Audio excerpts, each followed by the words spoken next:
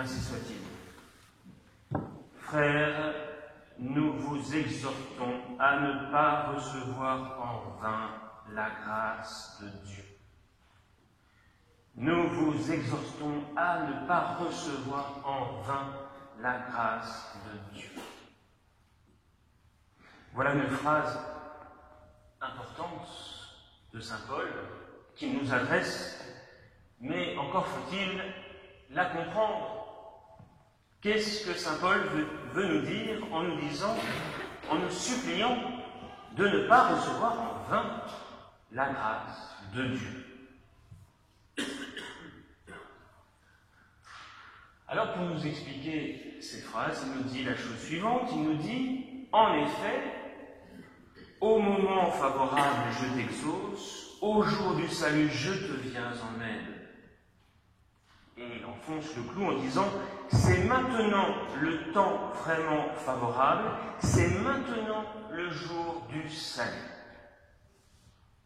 Première chose. Et ensuite, il nous dit la chose suivante, nous ne donnons à personne aucune occasion de chute pour que notre ministère ne soit pas décrié. Autrement dit, saint Paul va nous expliquer de deux manières différentes ce que cela veut dire, selon lui, de ne pas recevoir en vain la grâce de Dieu. Et à ces deux éléments, j'en rajouterai un troisième. Premier élément, avant même de dire ce premier élément, comprenons que si saint Paul nous dit que nous devons ne pas recevoir en vain la grâce de Dieu, c'est que nous pouvons ne pas recevoir la grâce. Ou du moins que la grâce peut être là et que nous n'en profitions pas. Alors, saint Paul nous dit que cette grâce, eh bien, elle arrive à un moment précis.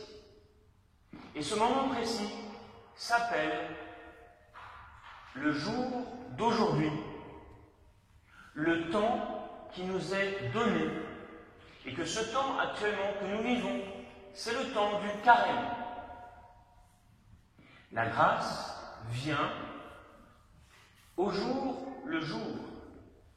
C'est la grâce de l'instant présent. La grâce, elle est ce qu'on appelle actuelle.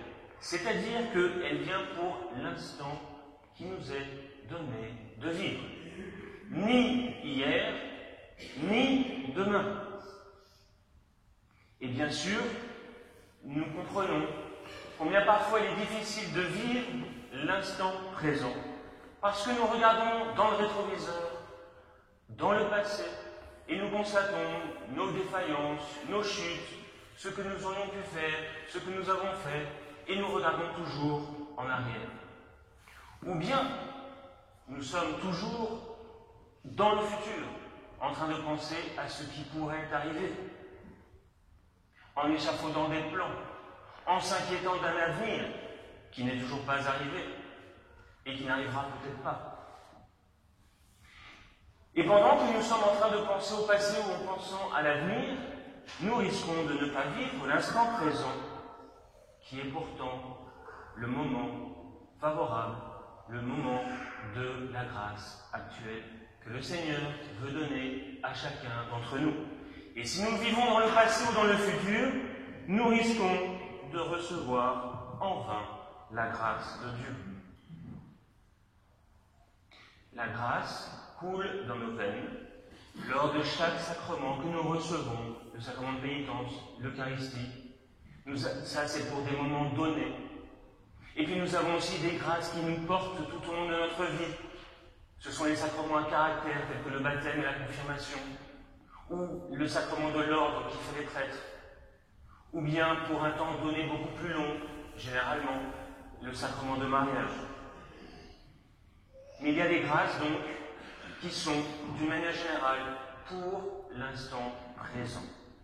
Et si nous ne vivons pas cet instant présent, eh bien nous risquons de recevoir en vain la grâce de Dieu. Deuxième point,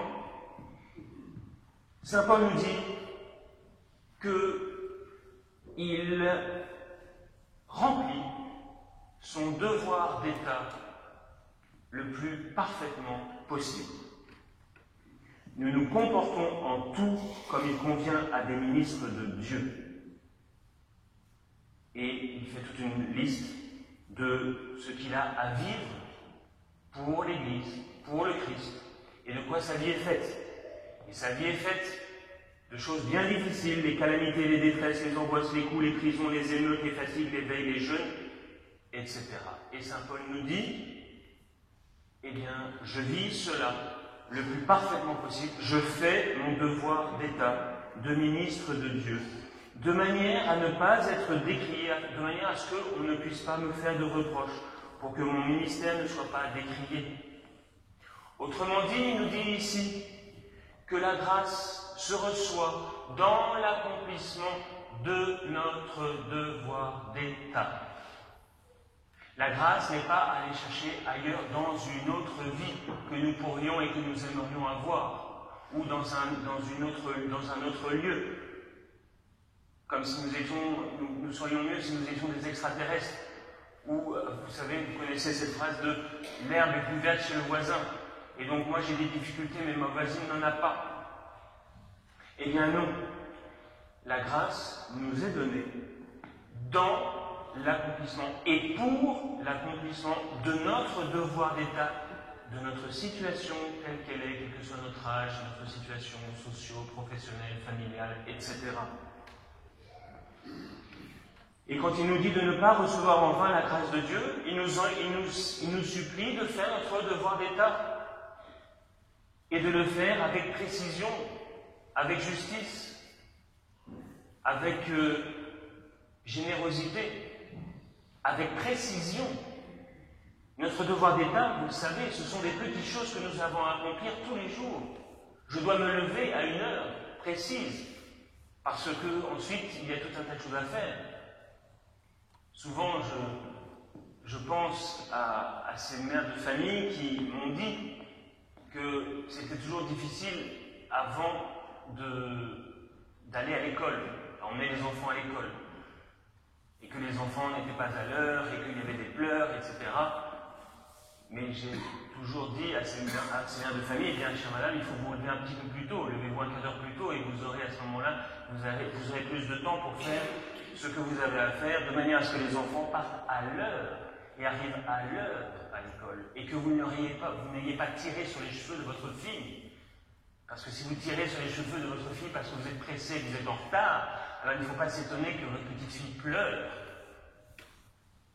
Et ainsi de suite pour notre devoir d'État. Et cela depuis la première heure du matin jusqu'au moment où on va se coucher. Et d'ailleurs, si on veut se lever le matin, il faut aller se coucher le soir.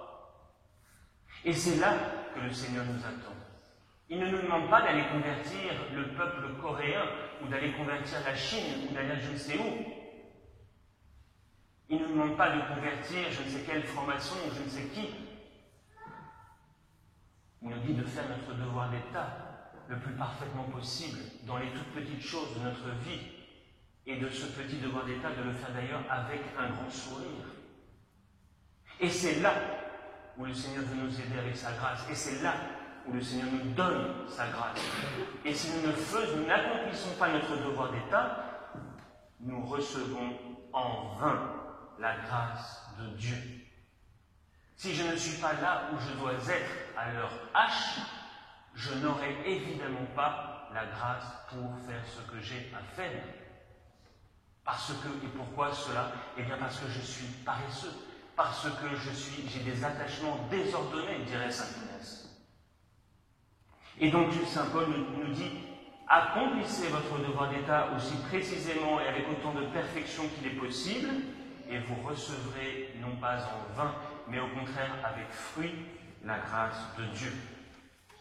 Troisième chose, et c'est moi qui le rajoute, ce n'est pas saint Paul ici, mais la troisième chose, c'est que la grâce de Dieu, elle vient par des inspirations que nous pouvons recevoir et auxquelles il faut être attentif. Je donne un exemple. Tout d'un coup, je me rends compte que j'ai commis tel péché, et le Seigneur me pousse à la contrition. J'ai la contrition de ce péché, je regrette ce péché, tout d'un coup je prends conscience de cela, je regrette mon péché. Et ce péché, du moins cette contrition pour le péché, est évidemment une grâce de Dieu. Regretter ses péchés, c'est une grâce de Dieu. Au moment où j'ai cette inspiration, qu'est-ce que je fais? Je laisse tomber? Je ne m'en occupe pas? Je c'est pas grave? Ou est-ce que je me dis, voilà quelque chose que je devrais aller confesser? Et si je vais me confesser, alors effectivement, je n'ai pas reçu en vain la grâce de Dieu. Parce que j'ai répondu positivement à la bonne inspiration que le Saint-Esprit, mon ange gardien, m'a donnée à un moment précis. Autre chose, j'écoute un sermon, je suis obligé d'écouter le sermon, n'est-ce pas? J'écoute un sermon et je comprends, par exemple, un mercredi décembre, que, effectivement, je n'ai cessé durant toute ma vie d'amasser des choses dans ma maison, et tout d'un coup, l'abbé me dit, le mercredi décembre, à la suite de l'évangile, n'amassez pas des choses chez vous, mais amassez-vous des choses dans le ciel. Et je comprends tout d'un coup que, mais oui, j'ai effectivement amassé des choses chez moi, et que ce serait le moment de m'en débarrasser, de faire le tri, comme je le disais, mercredi. Je sors de l'église, j'ai déjà oublié, et je ne fais rien. Eh bien, vous avez reçu une grâce de compréhension au moment du sermon, et vous n'en faites rien. Eh bien, vous avez reçu en vain la grâce de Dieu. Voyez-vous, dans notre vie, nous avons souvent des inspirations. Mais si nous ne vivons pas en présence de Dieu, si nous n'y sommes pas attentifs et que nous les laissons tomber, eh bien, nous ne serons plus en mesure d'entendre ces inspirations qui sont pourtant cette fameuse grâce de Dieu. Alors soyons attentifs à ces inspirations, à ces bonnes inspirations. Je devrais aller voir telle personne, parce que pendant le carême, je dois m'ouvrir aux autres, remettre de l'ordre dans mes relations. Je dois remettre de l'ordre dans ma relation à Dieu. Je dois mettre de l'ordre dans ma relation aux autres. Je dois mettre de l'ordre dans la relation à moi-même. Et parce que c'est le carême, j'ai des inspirations. Je me dis, oui, je devrais faire telle chose. Et ça, c'est le passage de la grâce. Qu'est-ce que j'en fais? Je fais les choses ou je laisse tomber et je ne suis pas fidèle à la grâce. Eh bien, mes chers frères, le carême est ce temps qui est favorable. Tous les instants de notre vie sont ces moments où le Seigneur veut nous donner sa grâce, à nous d'être bien présents et de faire ce que la grâce nous dit de faire, de ne pas recevoir en vain cette grâce de Dieu, mais effectivement de poser des actes très précis qui correspondent à cette grâce reçue. Eh bien, demandons précisément d'être réceptifs à la grâce de Dieu tout au long de ce carême pour en faire un bon carême qui nous prépare à la fête de Pâques. Au nom du Père et du Fils et du Saint-Esprit, ainsi soit.